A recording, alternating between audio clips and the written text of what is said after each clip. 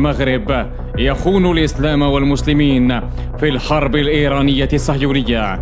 ملك المغرب عقد اجتماعا سريا مع قيادة أركان جيشه قرر خلاله إرسال مساعدات عسكرية عاجلة للكيان الصهيوني.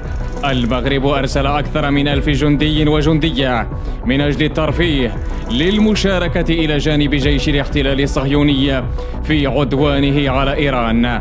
أزيد من 20 عسكريا مغربيا من ضمنهم طيارين وتقنيين سقطوا بين قتلى وجرحى في الحرب الإيرانية الصهيونية.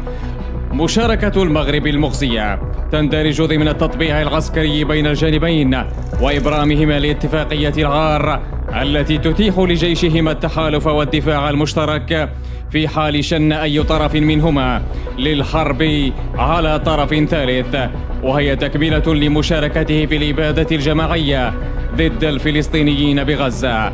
المغرب معروف برعايته للإرهاب وتدريب المتطرفين وإرسالهم للقتال في الخارج. انبطاح المغرب تجلى في السماح لرسو عدة بواخر حربية محملة بالأسلحة الموجهة لقتل الأبرياء في غزة على مستوى مينائي طنجة والدار البيضاء.